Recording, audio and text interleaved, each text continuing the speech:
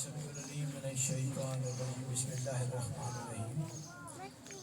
قاری صاحب کا انتہائی شکر گزار ہوں کہ یہ ہر سال تھوڑا وقت دے دیتے ہیں معروضات پیش کرنے کا، اور علماء کرام شریف فرما ہے، ان کی موجودگی میں لب کشائی کرنا خاصا مشکل کام ہے ہم جیسے طالب علموں کے لیے، لیکن میں تو ملتمس ہوں اور مربوط ہوں اپنے ان نونہالان وطن سے جو کل اس ملک کی باغ ڈور سنبھالیں گے۔ گزارش یہ ہے، بچے سارے غور سے سنیں جو کہہ جا رہے ہیں، غور سے سنیں کیا کہہ رہے ہیں، باتیں نہیں کریں گے تو دیکھیں۔ رسول کائنات صلی اللہ علیہ وآلہ وسلم نے حضرت علی سے یہ پوچھا کہ اے علی جانتے ہو کہ دین کیا ہے؟ حد ادب کو ملحوظ رکھتے ہوئے بارگاہ نبوی نے باب مدینۃ العلم نے عرض کیا اللہ اور اس کا رسول بہتر جانتے ہیں۔ تو لسان رسالت سے یہ جملہ ارشاد ہوا جو گوہر آبدار برآمد ہوا، وہ یہ جملہ تھا کہ اے علی اللہ کی اوامر و نواہی کا نام دین ہے۔ اللہ جس کام کے کرنے کا حکم دے اور جس کام سے منع فرمائے اس کا نام دین ہے۔ تو اب دیکھنا یہ ہے کہ کیا خود سرکار رسالت مآب صلی اللہ علیہ وآلہ وسلم کی حیات مبارکہ، جسے ہم سنت نبوی کہتے ہیں، جسے ہم سیرت نبوی کہتے ہیں، کیا آپ کی سیرت پاک بھی اس حکم کے سے آراستہ نہیں تھی؟ نعوذ باللہ ایسا نہیں ہے۔ آپ کی حیات طیبہ کی سنت و وما ینطق عن الہویٰ کی صورت میں قرآن قیامت تک صدا دیتا رہے گا کہ خود سرکار کی ذات والا صفات جن پر قرآن حکیم نازل ہوا، ان کے متعلق خلاق عالم نے یہ ارشاد فرمایا کہ میرا حبیب، علماء تشریف فرما ہے، عربی گرامر کی جو باریکیاں ہیں ہم سے کہیں بہتر جانتے ہیں کہ ہوا کہتے ہیں ذاتی خواہش کو، نفسانی خواہش کو، کہ میں یہ چاہتا ہوں اور میں یہ نہیں چاہتا۔ تو سرکار کی ذات جو ہے انہوں نے بھی اپنی پوری حیات طیبہ میں جو دین میں جو مائنس اور پلس ہے، جمع یا تفریق ہے، اپنی مرضی سے نہیں کی، جو بارگاہ الہی سے حکم آ گیا اسے امت تک پہنچا دیا۔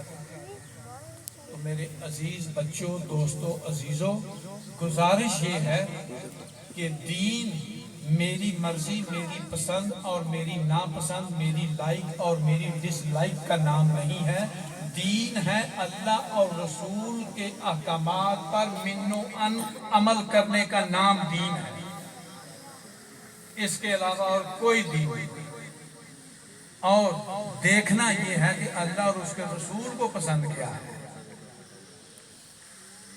اس سے اگلا نقطہ وہ ہے قرآن حکیم کی تلاوت کے حوالے سے ایک ہی جملے میں کوشش کروں گا کہ کچھ عرض کرتا چلوں۔ پوچھا گیا یہ سوال حضرت علی سے پوچھا کہ قرآن مجید کی تلاوت کا حق کیسے ادا ہوتا ہے؟ تو باب مدینۃ العلم نے ارشاد فرمایا کہ قرآن حکیم کی ہر آیت کو سمجھ کر پڑھنا یہ قرآن کی تلاوت کا حق ہے، کہ جو آیت آپ پڑھ رہے ہیں، جس آیت پر آپ ہیں، اس آیت کے مطلب کو، مفہوم کو سمجھا جائے کہ اس میں خلاق عالم امر کیا کر رہا ہے، نہیں کیا کر رہا ہے، وعید کیا دے رہا ہے اور تنبیہ کیا دے رہا ہے۔ آیات قرآنیہ کو سمجھنے کا نام ہی قرآن مجید کی تلاوت کا حق ادا کرنا ہے۔ آخری گفتگو کا نقطہ بچوں کی تربیت کے حوالے سے، اولین درسگاہ جو بچے کی ہوتی ہے وہ مدرسہ بھی نہیں ہے۔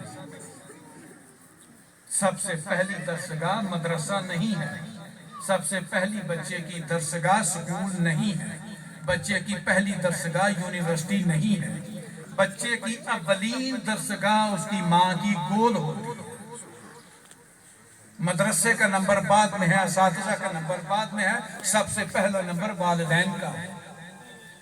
مدرسے میں بچے کو بھیجنے سے پہلے والدین مدرسے کے ادب و آداب سیکھنے سکھلانے کے لیے ماں باپ اپنے بچے کی تربیت کو استوار کرتے ہیں، بنیاد ماں باپ رکھتا ہے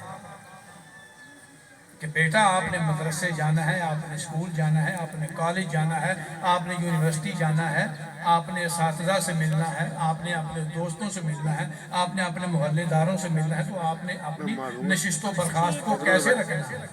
یہ تربیت ماں باپ کرے۔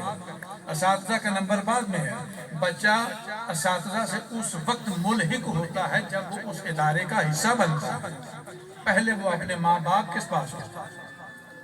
تو میں اساتذہ تو اپنے فرائض سال انجام دے رہے ہیں اثر ماشاءاللہ سے۔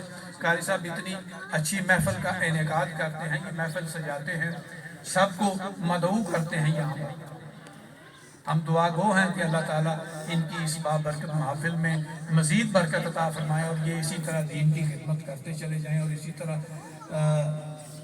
نسل نو کو زیور تعلیم سے آراستہ و پیراستہ کرتے چلے جائیں۔ لیکن ماں باپ بچے کی اولین درسگاہ ہے۔ گزارش یہ ہے، گفتگو میری تمام، اور گفتگو کی جو تلخیص کا جملہ ہے وہ یہ ہے، اگر کوئی خفا